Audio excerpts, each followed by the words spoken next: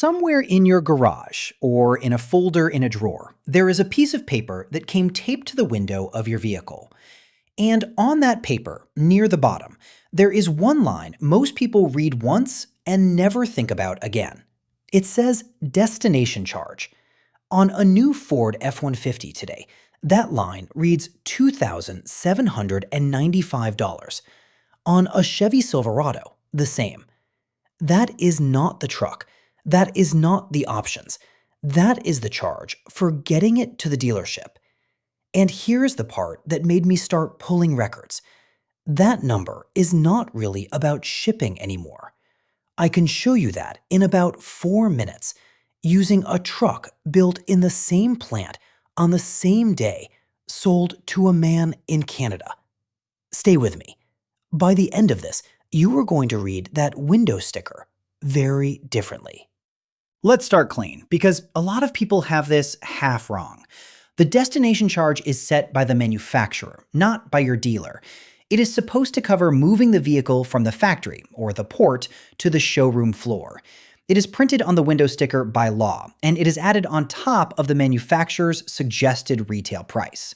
Now, 2 things about it matter to your wallet. The first is that it is not negotiable. Not by you, not by the salesman, not by the sales manager on his best day. He cannot take it off, he cannot discount it, and he does not make a dime on it. So if you have ever pushed on that number and watched a dealer just shake his head, he was not stonewalling you. He genuinely cannot move it. The second thing is stranger. It is a flat fee, the same number for everybody. If the dealership sits 1 mile from the assembly plant, you pay it.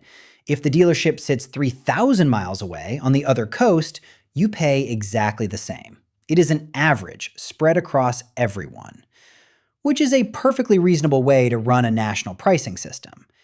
It is also the first hint that this line stopped being a delivery bill a long time ago.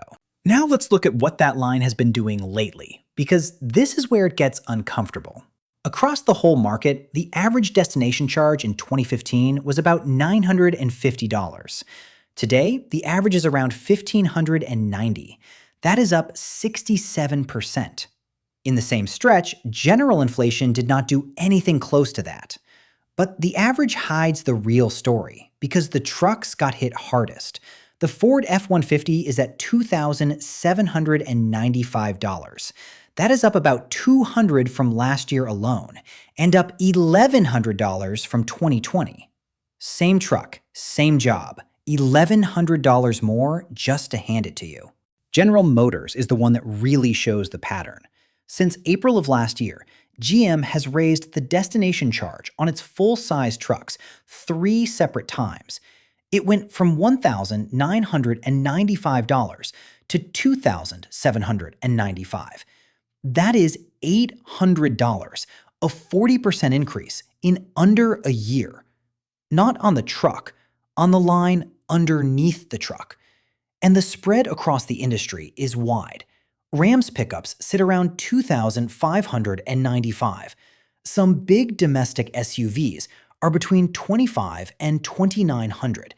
The top of the market is now brushing $3,250. Plenty of imported brands are down between $1,200 and $1,500. Same country, same roads, same trucks doing the hauling. So do me a favor and go look. Find the window sticker for whatever you are driving now, or the last one you bought, and tell me in the comments what your destination charge said, and what year it was. I want to see the range with my own eyes, because I have a feeling the spread is going to be wider than any article shows. Here is the thing that made me go down this road in the first place. Take a General Motors truck, built in North America. Now, sell one to a buyer in the United States and sell the same truck to a buyer in Canada. The American pays $2,795 in destination. The Canadian pays the equivalent of roughly $1,900. That is about $900 less. Sit with that for a second. The Canadian truck has further to go. It has to clear an international border. It has customs paperwork, a second country's regulations, a smaller dealer network spread over a much bigger, emptier map.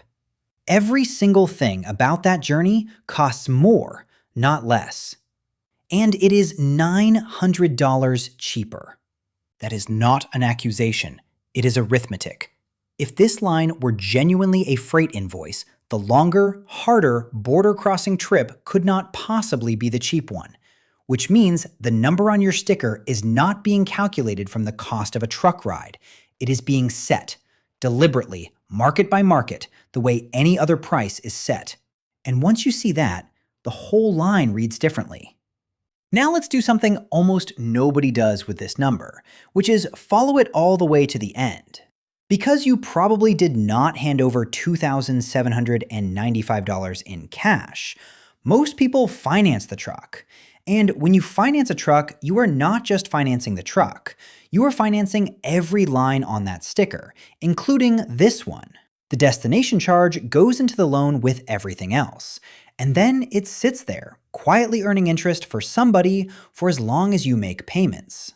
So run the arithmetic. Take that $2,795, put it in a 6-year loan at 7%, which is an ordinary new vehicle rate, nothing exotic. By the time you make the last payment, that line has cost you about $3,430, roughly $635 of pure interest on the delivery charge alone. You did not borrow that money to get a bigger engine or a better seat. You borrowed it to have the truck carried to the store. And then there is the other end of it, which is the part that stings if you are somebody who keeps track of what your vehicles are worth. Options hold value. If you paid for the tow package, the 4-wheel drive, the bigger screen, some of that money comes back to you at trade-in time because the next buyer wants those things, and the used car guide prices them. The destination charge is not equipment. It is not on the truck. There is nothing to point at. The moment you drive off the lot, that $2,800 is simply gone, and no appraisal will ever give you $1 of it back. So the real number is not $2,795. On a finance truck you keep for 6 years, the honest number is north of $3,400, and none of it comes home. So why here? Why does this particular line keep growing while everyone stares at it and nobody stops it? Because of how cars are advertised. When you see a truck in a commercial, or on a manufacturer's website, or in a comparison chart, the number in front of you is the manufacturer's suggested retail price. That is the number that gets compared, quoted, and argued about. It is the number that shows up when a reporter writes that a truck starts at $50,000. The destination charge is not part of that number. It sits outside it. So imagine you run a car company right now. Your costs are up. Tariffs alone have added something like $30 billion to this industry's costs. And average new vehicle prices are up more than 10% in a year. You have to recover that money somewhere. You have 2 doors. Door 1. You raise the advertised price, and every headline says your truck just got more expensive. And every comparison chart moves you down a slot. Door 2. You raise a mandatory line that everybody has to pay, that appears in no advertisement, that no competitor's chart shows, and that no salesman will argue with you about, because he cannot change it either. Any of us would pick door 2. And I want to be fair here because this matters. That is not villainy. That is just how incentives work. Both companies print that charge on the sticker exactly as the law requires. Nothing is hidden, nothing is illegal. The problem is not that anybody broke a rule. The problem is that the rule leaves one line where a price rise can grow quietly. And everybody has now noticed.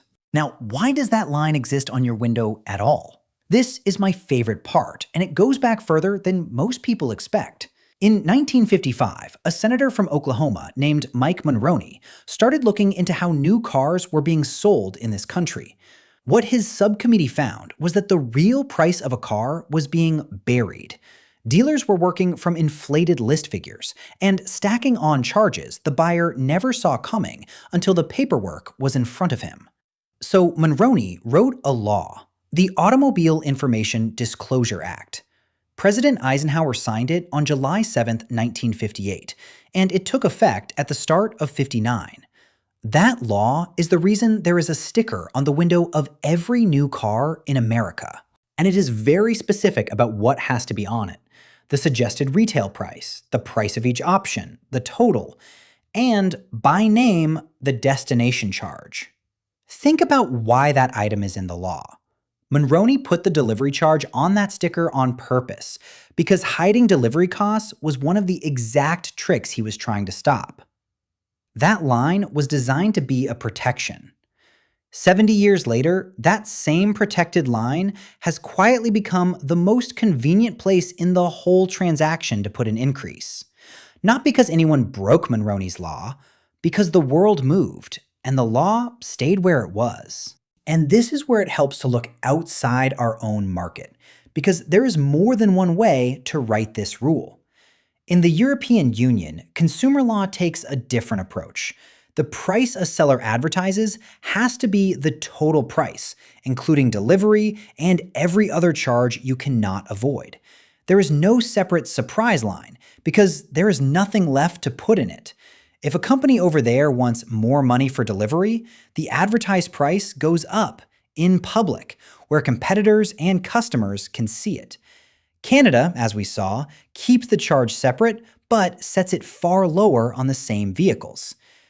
So we have three markets, three different rules about how a price is allowed to be displayed. And I am not going to tell you the European way is automatically better. There is a real argument for itemizing, for showing people exactly what each piece costs, instead of blending everything into one number. But it is worth knowing that ours is the version where an increase can grow without ever touching the figure in the advertisement. Now, here is the most practical thing I can give you today, and it is the part people get wrong constantly. When you walk up to a new truck on a lot, there is often more than one piece of paper on that glass. One of them is the Monroney label we have been talking about: white, federally required, the same standard layout on every vehicle in the country. Manufacturer's price, options, destination charge, total. That is the one where the destination line lives. And that is the line nobody can move. Next to it, on plenty of vehicles, there is a second sticker. Different paper, different look, printed by the dealership itself. Sometimes it is called an addendum, or a supplemental sticker, or a market adjustment. And what is on that one is a completely different animal. That second sticker is where you find dealer prep, paint protection, fabric protection, nitrogen in the tires, pinstripes, a security etching package, a market adjustment on a truck that happens to be in demand. Those charges did not come from the factory. Nobody in Detroit set them. The store added them, the store keeps the money, and every single one of them is a conversation. So the rule is simple, and I want you to hold on to it. If the charge is printed on the white federal label, it is the manufacturer's number, and you are not going to win that one.